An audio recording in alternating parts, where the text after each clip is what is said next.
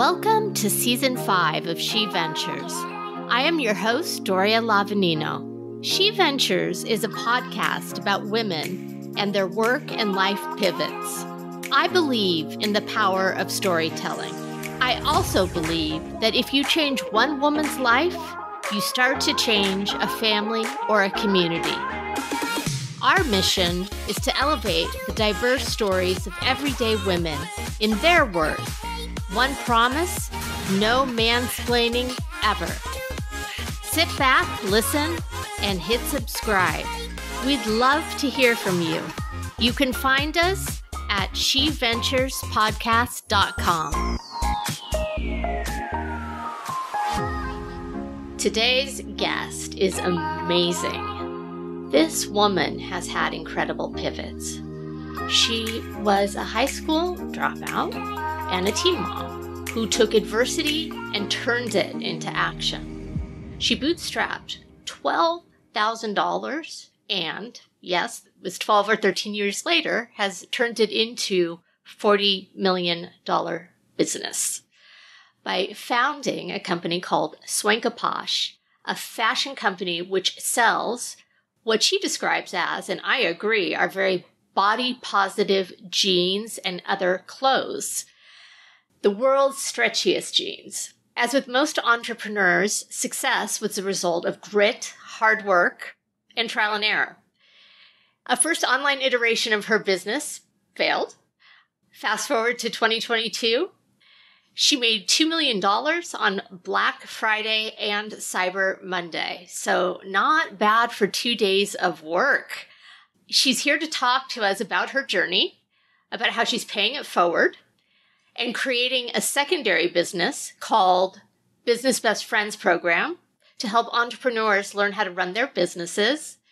And she's also mentoring young Black women from entry-level employees to become high-level executives.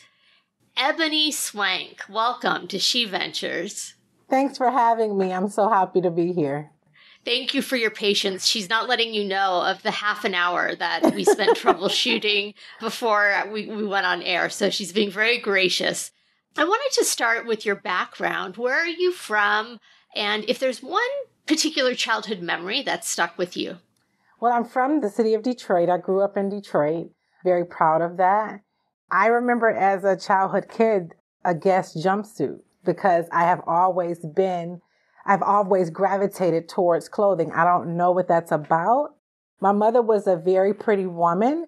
She cared about everything, her hair, her makeup, everything mattered to her looks-wise. And she thrived off of that because she was so pretty and she was the youngest of 5 kids. So I believe she instilled this in me as I think about it today, after speaking with you, as you bringing up my childhood. This is where I got this from, my mom.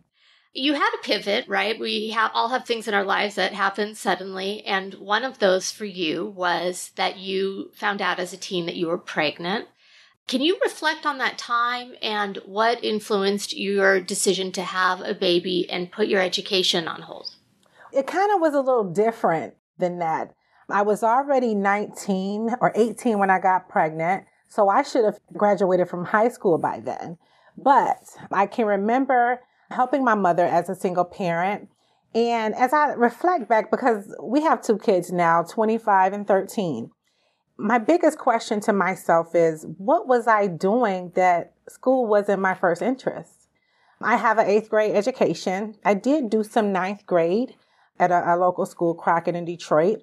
But I just didn't have any interest. And I just didn't go. So if I wasn't skipping, we lived in a house where it was a bungalow, a small home in Detroit, and my bedroom was upstairs. So sometimes I would hide upstairs. I just had no interest in going to high school at all. I just felt like I was older, more responsible than the kids. But as a kid, I didn't know. I don't know why I had these thoughts, but I had a boyfriend and just all of these things, all of these distractions. And my mother didn't graduate from high school either. And I had a couple cousins that didn't graduate from high school, but the rest of my family is fully college educated.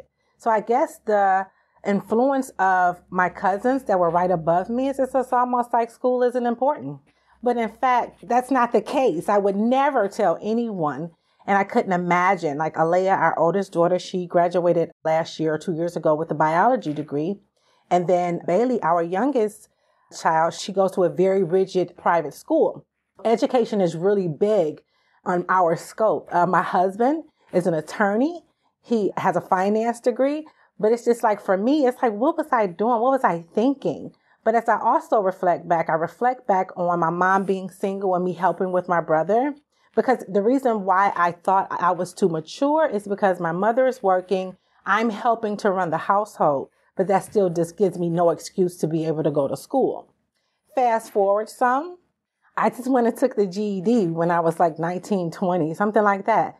And I still try to figure out, how did I know the answers? Like, what were they teaching me, or how did I have the knowledge to be able to figure out the problems that was actually on a test, somewhat of a high school assessment test that gives you the same credentials? And I still don't understand that.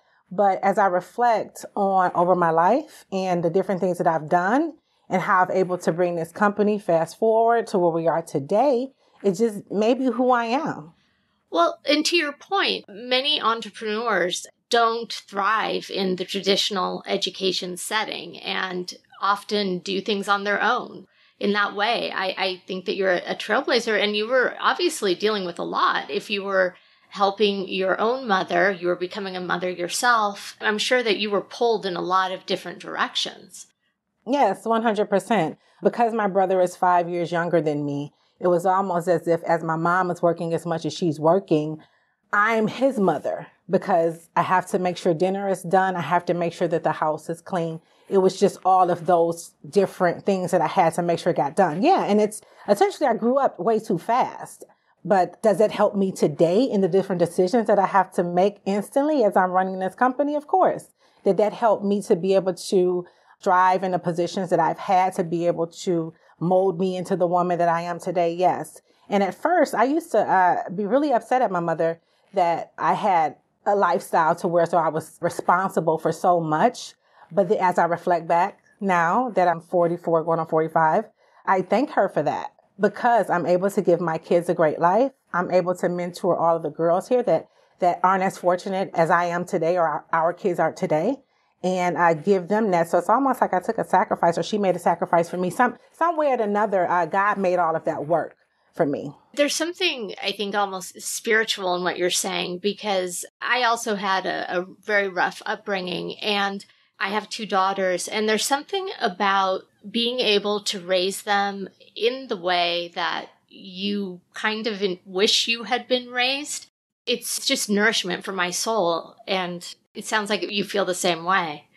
Yes, definitely, because sometimes I can overindulge in areas where I don't need to with them, but it always goes back to, because I have a very strict educational purpose for them.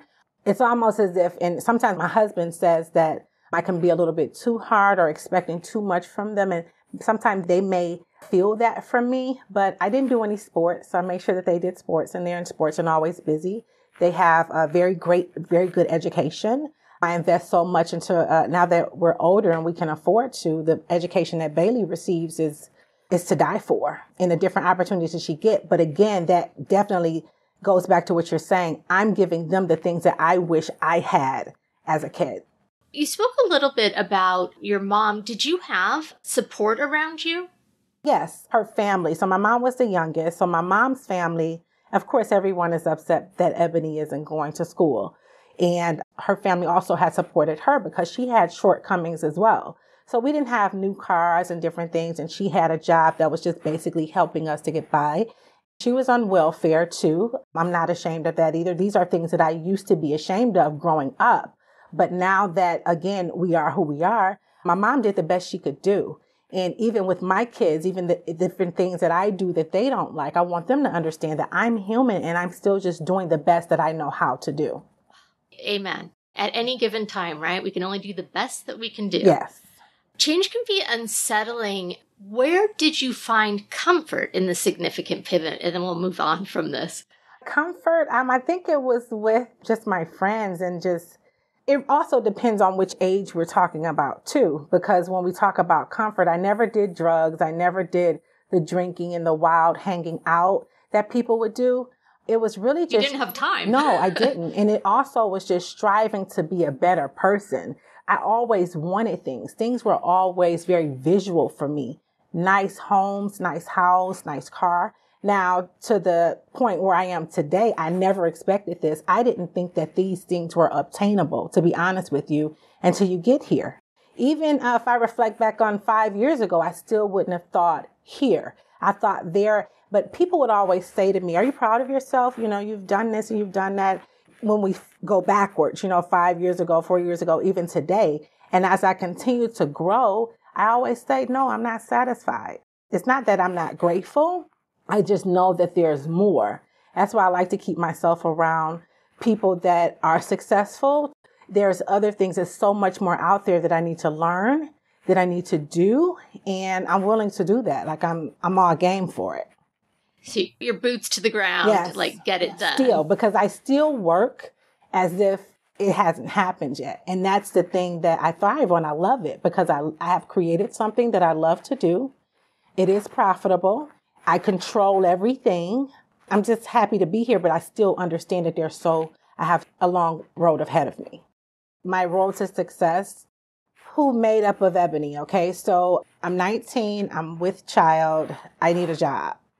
In our area, either you're gonna, because we're from Detroit, we're in the metro Detroit area, so we're in the automotive industry, and I didn't want to necessarily go and have a plant job, what they would say. Although from our area, I want you to understand that successful people weren't made up of doctors, lawyers, entrepreneurs. The successful people in our neighborhoods, what we saw, were people that worked in the automotive industry at the plants. Probably, just to give you a gist of the income, they probably made 80 to 90 grand max, which is totally fine. There's nothing wrong with that. But that was what we saw. So even if we go back to why I dropped out of school, I never saw school in my future because I had no one to mentor, or influence, because my aunt, who is the oldest, she had 2 master's degrees in social work. But again, I'm visual. So my aunt, 2 master's degrees, social worker, helping people, she's not going out buying Mercedes or anything like that. She's careful with her money. She's buying property as she should. She's owning her home, paying her home off. She's living the regular American dream. But in fact, I seen something that, because of TV and all the rest of this stuff, I seen things that I wanted to be bigger. I forget where I was going with that, but long story short, I went into the accounting department because, hey, I'm going to be a data entry clerk. I never even touched a typewriter or computer outside of being in middle school, but I'm just going to try to be a data entry clerk. So I went in temporary agencies because for some way, I don't know how I knew that would be my way in. Again, I didn't have a mentor or anything. So I went into be a data entry clerk. As I'm a data entry clerk, then I see that I'm in the accounting department. And then from there, I'm promoted to collections. Now I have a resume with data clerk and collections, and I'm going to another job, and I'm from the collections. Then I'm promoted to, well, before I say I was promoted, I'm the type of person that whereas though when I went in, I made sure that the person like the CFO or the controller knew my name. So I would do more work than what they asked because I needed them to see, because I knew that I didn't have a degree. I had to build my resume, number one, and I needed to make more money. Over the years, I continued to become promoted, and I worked up under the CFO for years, and I was eventually promoted to a accounting manager. And then after that job, after we went through a layoff, and then I was later promoted to be a financial analyst. Again, with no education, just job experience. And me just being who I am, strong work ethic, always wanting to do more, just being who I am. So no, I don't have a retail background. I did open my stores with no experience, but that was just... That's like many entrepreneurs, right? Yeah. Absolutely. I will share that with you later on, what we came across, because that is odd. And I apologize for that. So where did the seed of starting your own business get sown? So again, I always want more. I'm going to keep striving. What I am making at my job, it's paying the bills, but it's not, I think I probably was making, when I opened up a hair salon, I might have been making about 60 to 70,000 annually at the time. And I opened up a hair salon that was right by my house. Again, I'm using the what I've been taught by the CFO is to make sure that your costs are low. So costs were low, but it was kind of expensive to be able to run a salon, and our net profit was about $1,500 to $2,000 a month. But at the time I'm doing it, I'm like, well, it's paying my mortgage, right? Because I own my own home at this point, and I'm still doing the work. It doesn't require a lot, but it still wasn't enough.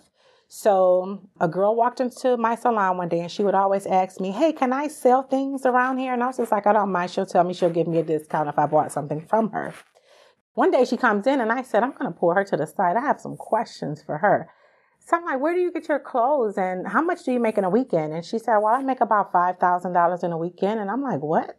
Saying to myself, like, what? Like, okay. I'm in the wrong business. Yeah, like, I'm a numbers girl, so the numbers is running up. And I'm like, she's just going store to store. If I had a store, I wonder how much I could make. So I started researching, and I opened up, and I was so excited. I was so excited. I opened up a mall based off of like 401k and money that I had aside. I spent everything, okay? Because I just knew that this would work. I was buying really expensive jeans like Joe's jeans and Frankie B jeans, and that taught me something. And then I also was buying like custom sachets and chandeliers because I was in this elite mall, and I was so excited because, again, I'm visual. I'm not using any of the things that I've been taught working because I've gotten caught up in the vanity of opening a store and owning a store. I didn't make any money. It flopped. I learned a lot. I was inside of a mall right outside of Nordstrom. That hurts. There's nothing more that hurts. It was really hurtful. During all of this happening, I find out I'm pregnant again. Alea is now 13 years old. And my mother, she was living in Missouri. During all of this happening, she had a heart attack, and she had a triple bypass surgery. I'm nervous, and I'm praying, and I'm asking God. I asked God to spare Bailey's life, who was in my stomach, for my mother's. And my mother survived. She was like up and walking in like less than 2 months. And it was really damaging to her. That's how I know how real God is. Now my mom's fine, and I'm about to have this baby. And long story short, I'm going to find me another store because I was living off of the savings. I don't think I spent everything. Well, I couldn't have spent everything when I first opened the Swank in the mall. I spent a lot of money though, but I didn't spend everything. So I had $12,000 left. I asked my mother, can you please move from Missouri to Detroit? Because I was taking care of my mother because she couldn't work anymore. Although she was fine, I just didn't trust it. And she had like a hard job. So I'm like, well, just move back to Detroit. Help me with the kids, and I'll try to get this business off the ground again. I'm going to do this again, right? So I learned so much. One of the things that I learned, and I don't mean to bore you, but I learned that when you have Joe Jeans or a brand that way, they have restrictions. You have to follow their rules. So this time around, I'm have to make sure that I found my own clothing, and I was going to control the pricing to be able to scale. Not only that, I'm never going in a mall again because I need to make sure that my rent is very inexpensive so that I can afford it. So my overhead is low. When I go to shop at the markets, I'm going to look for things that are really inexpensive so I can give it a huge markup. So I would be in alleys digging through things because as you have a store, you don't need more than 6 pieces of each item, but you have to have a store that's big enough. A store that looks full enough that makes people want to come and shop. The store that I found, I think the guy wanted $2,700 a month. I don't know how I got this guy down to $1,200, but I used my accounting. That says something about your negotiating skills. Yes, because my CFO used to tell me everything is negotiable. So I'm like, hey, I need to pay $1,200. I'm doing a full budget. I would go into a local store, which was a Juicy Couture store. I don't know if you remember them.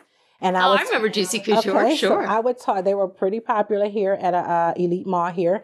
And I would speak to the girls. Hey, who's the customer? Who are you guys selling to? And they would tell me that it was an African-American girl. She was the one that came to spend the most money. So I'm like, okay. So I started to study my community because I'm a little older than what they were, or maybe I was somewhat their age back then, but I wanted to know everyone's interest. What are they interested in? What are they listening to? Who are they dating? Are they married? It was more than just what they tell you traditionally in the books that you should know about your target market. I went deep.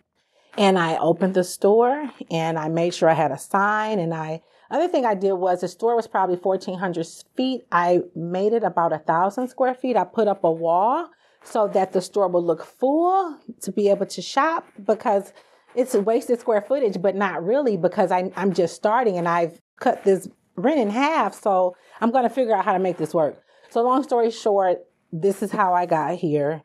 And I opened up a second store, which those 2 stores are still open today and they're still very profitable. And I still operate them as if I did when I first opened, because that's my secret sauce, or that's my sauce or my recipe as to how I've been able to build this business. So I still have people that have been with me since that time, and they have been promoted within our business here. They're now on the corporate side. So my mother used to always say Ebony could have been anything. She's no longer with us, but she said that Ebony could have been anything.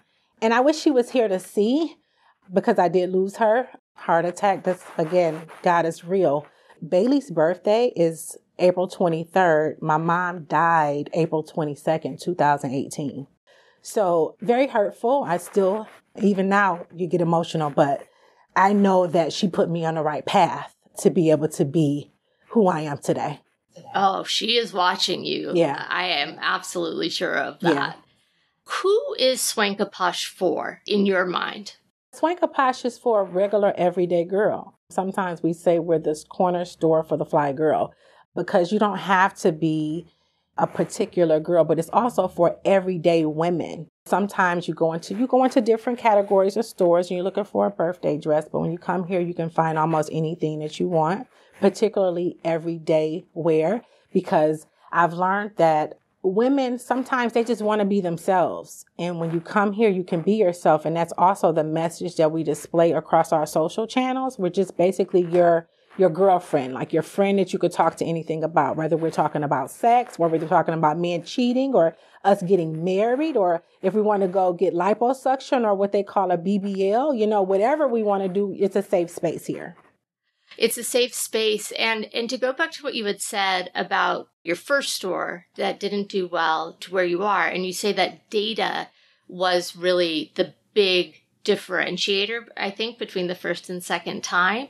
So that's carried you an incredibly long way. How did you take your business and scale it once you had the first business open and it was doing well? Is it just once you get it down that it's kind of like rinse and repeat, or is it not that simple? Well, it's really not that simple, because before I didn't have any data to go off of. So it was almost like the beginning stages of the first and the second store were the data that I was building to be able to get where I am today. Because of course, this is a full data-driven business. I love things visual, but I'm not so crazy that if the yellow dress came in or the yellow jeans come in and the customer didn't gravitate towards it, that I'll continue to buy yellow jeans. Or who is the customer that likes the yellow jeans? So as I have all of this smart team, I have an amazing team. Some of them have been with me for years. Some of them have onboarded within the last few years, and we have been able to grow together. But the one thing that they learned from me is that we do not make a decision without the data. The data is what leads us to be able to make the decision along with your human input. And that's why you're here, because you're intelligent and you can help us to be able to scale this company. I have also heard you speak about email as well, that's been a very important part of your marketing. Email and text messaging, more so text messaging, because you have to be able to get right in the customer's face. And again, you have to send them what they want. So again, all of those things, when it comes to emails, when it comes to SMS, you have to be able to give them what they're looking for. One customer may not be in one particular segment than the other customer is. And you have to be able to go in and identify those particular customers so you can put them in the flow in which they need to be. So not only with email and SMS, we do the same thing with social media organically, and we also definitely do it with ads. So you're very highly segmented, which is what they tell people to do. And it's amazing that you did that on your own, really. You knew to do that. It's amazing to me, too, that I've been able to do it because I'm just still trying to figure out, again, that goes back to who taught me these things. But again, I'm analyzing as I'm growing and as I'm scaling. And as a CEO, you have so many different responsibilities and you have to be able to keep up with all of these particulars. I see a book in your background. Is that one of those books from This Book is for Dummies? I have one here. Oh, yeah. I think it's like JavaScript or something. It's my partner's. Yeah. But it's cool. It's okay because I walk around with these things. I teach from these things because it's visual and it's easy for people to understand. So, well, I was going to say what's so remarkable to me about you, there are many things, but today every marketer talks about segmentation. But when I think about the fact that you were doing this 12 or 13 years ago and really people were not talking about it, that to me is a really big deal. Yes, because you just have to be able to put those pieces together. And my husband says this, that I'm very different. And I always try to figure out, like, what do you mean? Like, like to me, I'm just being myself. And I hope I'm not gloating or anything like that. I'm just trying to explain my personality. But no, people weren't doing these things. And I'm always trying to be ahead of what's happening in today and understanding where we need to go as a company. I've been able to, even last year when we were hearing on the news how retail companies were dropping in revenue and in sales because they were over predicting inventory and, sales. And we grew. We've been able to grow. I got my final year end numbers back the day before yesterday. And although I knew we were ahead, I didn't know how much ahead we were. But I was actually really excited to be able to know, hey, we're still growing because even when I initially opened, I opened during a recession period, 2009, 2010. But those were the best years because those were the years where I was learning so much about my business. Do you want to share your numbers? I think I closed at about 45 million this year. Good for you. But again, no, I meet people, they're at 130 million, they're at 200 million. So it's just like, what are they doing? And it's just like, now I know. So I put myself on a quest to be able to continue to grow. And I had to move some things around in 2022 and I was a little nervous. And I told my husband, we probably won't close with what we would normally close with because we were moving so many different things around. You get with agencies and some agencies don't know how to scale you. So you have to figure out how to replace them the correct way. With the correct people. I didn't overspend on marketing. I pulled back a lot. But at the end, I did do some changes because I planned out the entire 2022 and I was excited to where it was going. And we were able to profit more and our revenue was higher too. So it's just like, I'm goal driven. Numbers excite me. I love all these clothes, but I understand at the end of the day, it's all a numbers game and I have to have my eye on it consistently to be able to drive the revenue, drive the sales, scale, hiring more people. So it's just what I've been doing. You're laser focused on it. And is the percentage of sales more on online, I would imagine, than it is in your stores? Is that right? Yes, of course. But our profits are higher in the stores because you don't have all of this, all of these different technical things that you have to be able to do to drive the customer. However, well, when I say profit-wise, the percentage, but the money is different. However, the other part to that is what we do on the online side. The stores definitely benefit. It's just that you can't measure it because it's not digital. You know what I mean? So if we have more ads, I do know what you mean. If there are different tips that you would give women today, or from what you've learned, like everything in the past 15 or 20 years, what are 3 tips that you would give someone starting out as an entrepreneur? Well, the first one would be to have a plan. Because even if you have children, husband, you still have to figure out how you're going to be able to do this. Like it's something in everyone that we should be able to do, whether we're growing our careers or changing our careers or whatever it is. But I always say, give your best. I had one of the girls that have been here. She's come from the mortgage industry. She is helping me with production planning as well as she works in the photo shoot area. So I always like to hire people that I feel as if will work here, but you have to be number driven. And I'm saying that to say is she went above and beyond on a report for me today. She saved me 6 hours of work based on something that she was able to do this week. I assigned her a project. She came up with an entire system that I would have had to start because I didn't really feel comfortable with delegating it to anyone. I wanted to do it on my own. So my point for saying that is I know her. I'll never forget that. So when there's a promotion coming up, I'll remember that. So just always go above and beyond, even if it's not in the entrepreneurial world, even if you're at work, just get the best out of it, get the experience, and then go somewhere else and just keep climbing until you can't climb anymore. But it's always something that you should be able to do to be noticed because everyone has something special inside of them.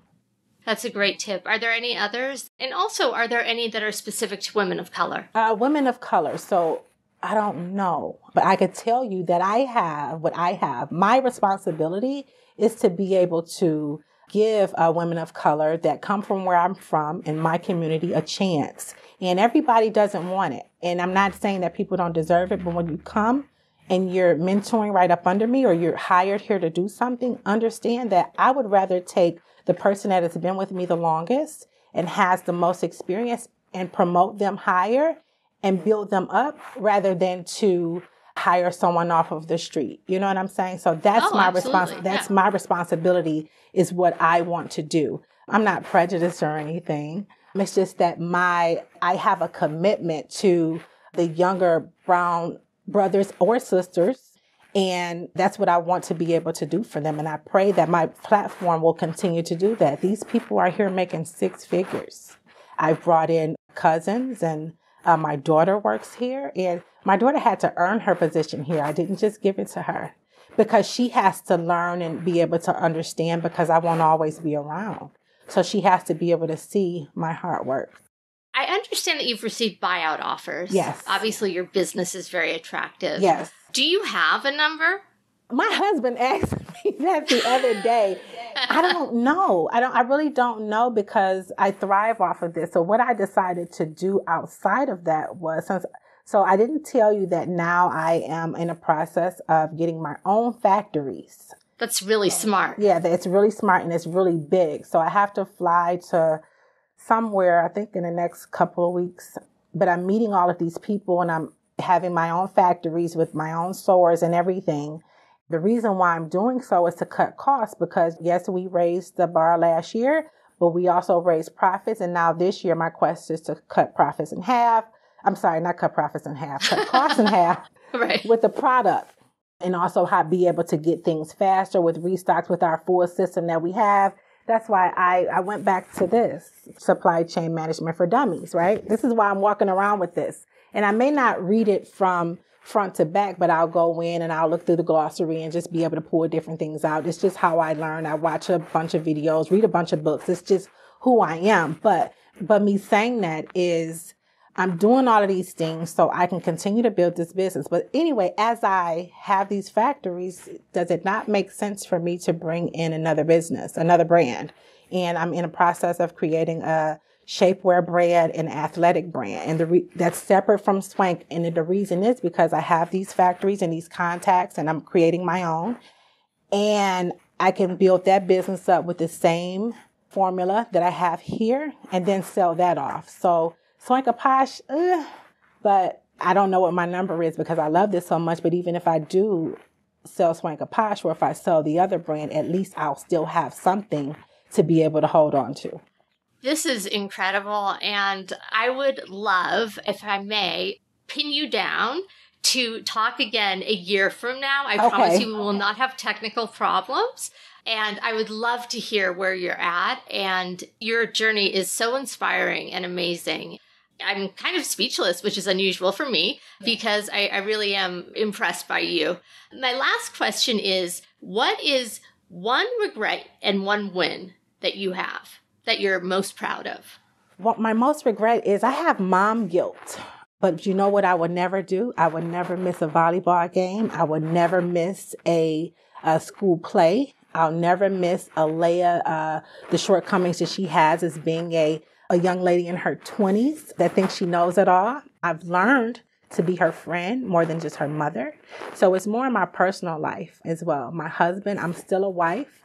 I regret that I don't have the ability to go to the grocery store every week, or I don't have the time to cook, because those are just the nurturing things that mom has. And those are also the sacrifices that I had to be able to give up in order to have the life that we actually have. Because if I were able to do those things, then I wouldn't be able to do the things that matter more to us, where we're not struggling. We have good education. We have more money management skills, just the different things that our community struggle with. And I'm grateful to be able to be the leader here when it comes to that.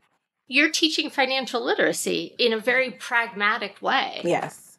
Incredible. So where can people learn more about you and about your stores? Ebony Swank is my personal Instagram, but you can go on there and find some things. But I do need to tell you this, Doria.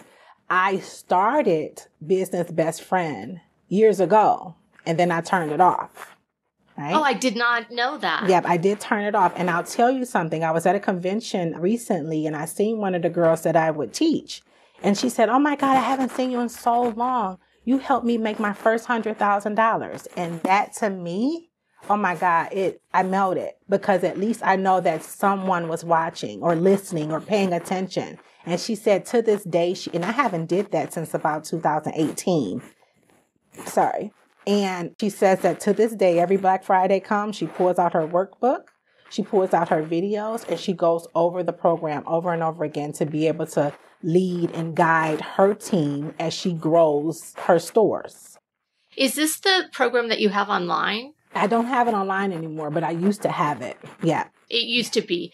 But you are definitely very involved with women of color and helping, or men of color, and helping them. Yes.